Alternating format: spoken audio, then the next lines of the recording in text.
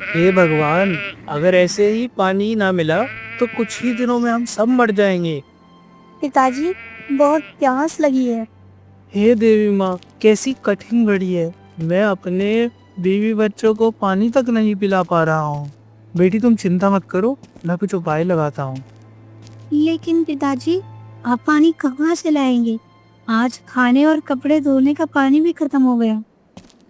तभी वहाँ राजू आ जाता है।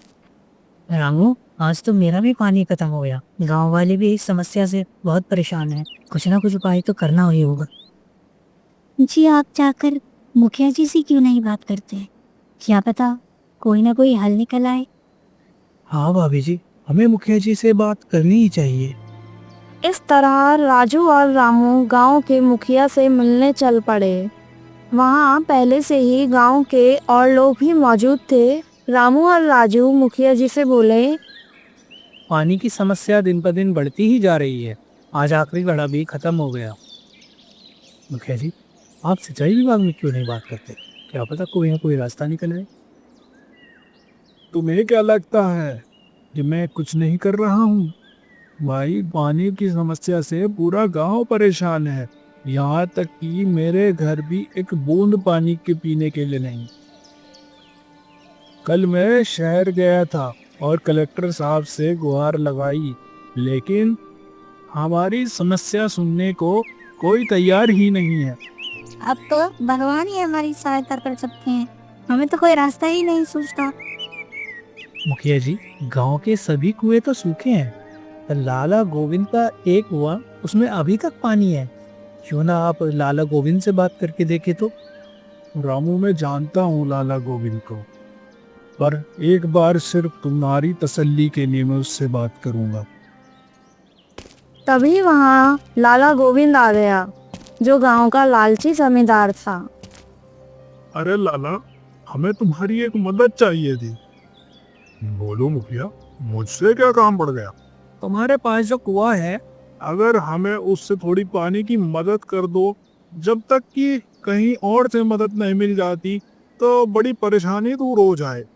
लाला कुछ देर सोचता है और फिर कहता है, अरे ओ मुखिया, तुम्हें क्या लगता है मैं इन गांव वालों के लिए अपना पानी मुफ्त में जाया करूंगा?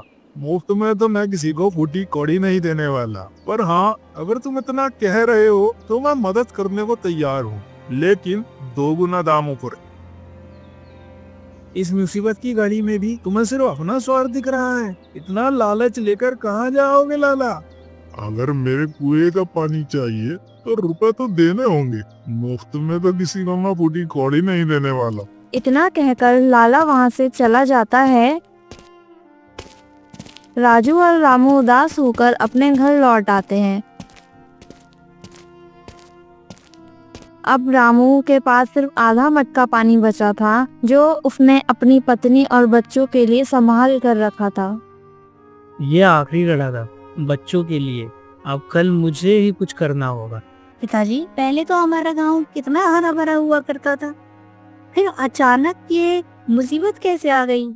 सुनिए जी, मुझे लगता है ये सब उस ऋषि मुनि के श्राप की वजह से हुआ है, जिन्हें गांव वालों ने आश्रम देने से मना कर दिया था।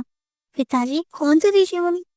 बेटा, बहुत समय पहले एक ज्ञानी तपस्वी ऋषि मुनि दूर पहाड़ों से घूमते घूमते हमारे गांव आए थे। उन्हें हमारे गांव बहुत पसंद आया। उन्होंने गांव वालों से कहा कि उन्हें रहने के लिए एक जगह और झोपड़ी बनाने में थोड़ी मदद चाहिए, मगर गांव वालों ने उनकी बात ठुकरा दी। तब वे तपस्वी क्रोधित हो गए और उन्होंने श्राप दिया कि यह गांव भूख और प्यास से तड़पता रहेगा। बस उसी दिन से इस गांव का बुरा वक्त शुरू हो गया था। रामू सुबह सुबह जंगल जाने की तैयारी करता है। तभी राजू वहाँ आ जाता है। अरे भाई, सुबह सुबह कहाँ चले जा रहे हो, और वो भी इतना जल्दी? रामू, तुम्हें तो पता ही है कि पानी की कितनी किल्लत है। बस उसकी तलाश में ही जा रहा हूँ। तो मुझे भी बता देते, मैं भी साल चल पड़ता। अब जब तुम आ ही गए हो तो चलो, दोनों चलते हैं। लेकिन जाएंगे कहाँ? जंगल ही हमारी आखिरी उम्मीद है, वहीं चलते हैं। क्या पता कुछ मिल जाए। पर रामू, हम कितनी बार जा चुके हैं वहाँ, हर बार खाली हाथ लौटते हैं, अब क्या मिलेगा? अब घर में एक बूंद पानी नहीं बचा है, जाना तो पड़ेगा ही।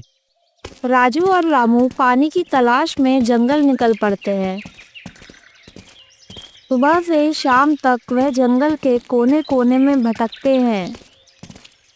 रामू, यार अब तो शाम हो गई, अभी तक कुछ हाथ ही नहीं लगा। आज भी हमें खाली हाथ ही घर लौटना पड़ेगा। रामू आज भी फिर जंगल से निराश होकर लौटता है। सुनिए जी, आप निराश मत होइए, कोई ना कोई समाधान जरूर निकल आएगा। मैं देवी माँ से प्रार्थना करूंगी, वो हमारी बात जरूर सुनेंगी। हे देवी माँ, अब तो आप ही कोई रास्ता दिखाओ, आपके बच्चे मुसीबत में हैं। तभी अचानक बाहर से एक बूढ़े आदमी की आवाज आती है। अरे बेटा, बहुत प्यास लगी है। रामू और उसकी पत्नी बाहर जाकर देखते हैं तो वहाँ एक साधु खड़ा था जो प्यास से तड़पते हुए पानी की भीख मांग रहा था। मुझे बहुत प्यास लगी है, कई दिनों से मैंने एक बूंद पानी नहीं पिया, मुझे थोड़ा पानी पिला दो। हाँ हाँ बाबा, रुकिए, मैं अभी पानी लाता हूँ। साधु की हालत देखकर रामू से रुका नहीं गया, वह अंदर जाकर पानी लाने लगा। तभी उसकी पत्नी बोली, हमारे पास तो सिर्फ यही एक गिलास पानी है और ये मैंने आपके लिए बचा रखा था। अगर किसी की जान बचती है तो हम कुछ दिन और प्यासे रह लेंगे। रामू अपने हिस्से का पानी साधु को पिला देता है। तभी साधु और पानी मांगने लगता है। बेटा, थोड़ा सा पानी और पिला दो। लेकिन बाबा, जो पानी था मैंने आपको पिला दिया, इसके अलावा घर में एक बूंद भी पानी नहीं है। अरे बेटा, जाकर तो देखो, क्या पता थोड़ा पानी मिल जाए। मैं बहुत प्यासा हूँ, 4 दिन से मुंह में पानी की एक बूंद नहीं गई। रामू अंदर जाकर मटका देखता है और हैरान रह जाता है। मटका पूरा भरा हुआ था। यह देखकर रामू और उसकी पत्नी दंग रह जाते हैं। ये मटका भर कैसे गया? अभी तक तो ये खाली था। तुमने सही से देखा ना? रामू साधु से जाकर सब जानना चाहता है और उनका परिचय लेता है। बाबा, आप कौन है? अभी तक हमारे मटके में एक बूंद पानी नहीं था और अब पूरा भर गया है। डरो मत बेटा, मैं जादुई बाबा हूँ।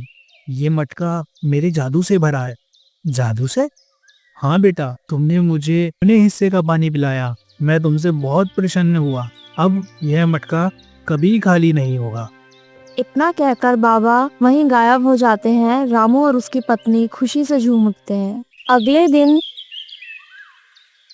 राजू रामू के घर पहुंचता है। अरे रामू, थक गया। अरे मर गए रे। अरे बहुत प्यास लगी है रे रामू, और मेरे पास अब एक बूंद भी पानी नहीं बचा। तो चिंता क्यों करते हो भाई, मैं हूँ ना, अभी पानी पिलाता हूँ। हाँ, पानी? पर तुम्हारा पानी भी तो कल खत्म हो गया था। रामू उसे साधु की सारी बात बताता है। क्या सचमुच? मतलब अब हमारे पास अनलिमिटेड पानी है? हाँ भाई हाँ, और तुम भी यहाँ से पानी ले जा सकते हो। लेकिन रामू, हमारे गांव का क्या होगा? अरे यार, ये तो मैंने सोचा ही नहीं। मतलब समस्या अभी पूरी तरह नहीं टली है। रामू और राजू गांव के मुखिया के पास जाते हैं और पानी का रहस्य बताते हैं। मुखिया जी, अब पानी की समस्या दूर हो जाएगी। रामू सारी कहानी सुनाता है।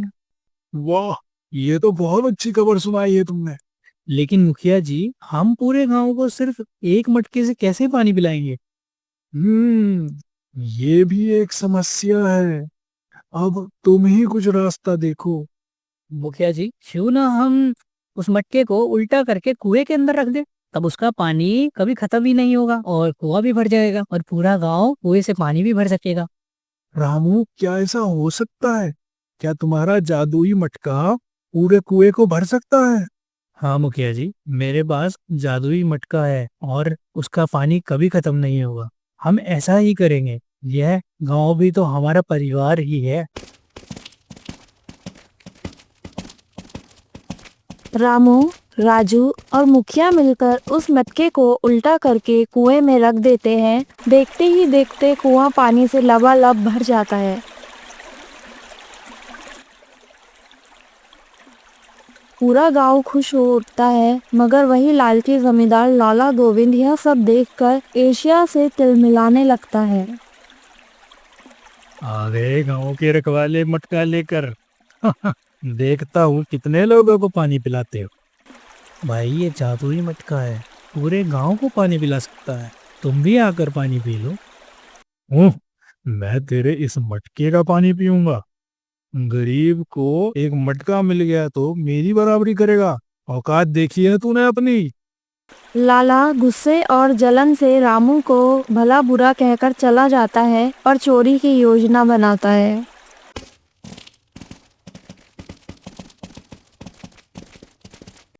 आज रात हम उस मटके को चुरा लेंगे, फिर देखता हूँ कैसे ये गांव वालों को पानी पिलाता है।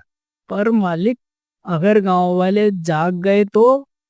जो भी बीच में आएगा सबको सबक सिखाएंगे, किसी को मत छोड़ना। लाला और उसके आदमी आधी रात को रामू के घर पहुंचते हैं और मटका चुराने की कोशिश करते हैं। ये है जादुई मटका, हम भी तो देखें इसका जादू। अरे जादुई मटके, हमें भी तो अपना जादू दिखा। मालिक, इसे उठा ले जाएं या तोड़ दें? नहीं नहीं, तोड़ना मत, इसे उठा लो, ये मेरे घर काम आएगा। इसे हम अपने कुएं में डालेंगे। जैसे ही लाला और उसके आदमी मटका उठाने की कोशिश करते हैं, मटका उन्हें अंदर खींच अरे लेता बचाओ है। बचाओ बचाओ, कोई है? अरे बचाओ गांव वालों, मुखिया, रामू, कोई तो बचाओ। हे भगवान, मैंने अच्छे काम तो नहीं किए हैं, लेकिन अब बचा लो। मैं रोज 100 रुपए का प्रसाद चढ़ाऊंगा। हे भगवान, बचा लो भगवान।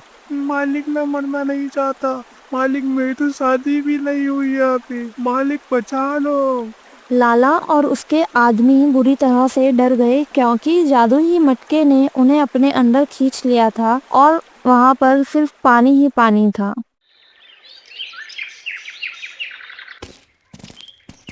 सुबह रामू और राजू मटका लेकर कुएं के पास पहुंचे। आओ आओ, जिसे पानी चाहिए सब लाइन से भर लो। आ जाओ, पानी ले लो। मैं मटके से पानी निकालता हूँ। जैसे ही राजू मटका उठाता है, उसमें से लाला और उसके आदमी बाहर गिर पड़ते हैं। पूरा गांव हैरान रह जाता है और उनकी चोरी रंगे हाथ पकड़ ली जाती है। रामू राजू, मुझे माफ कर दो भाइयों। मैंने तुम्हारा मटका चुराने की कोशिश की। अब मैं कसम खाता हूँ कि किसी को भी परेशान नहीं करूँगा। तुम्हें अपनी गलती का एहसास हुआ, ये अच्छी बात है। लेकिन याद रखो, जो जैसा करता है वैसा ही फल पाता है।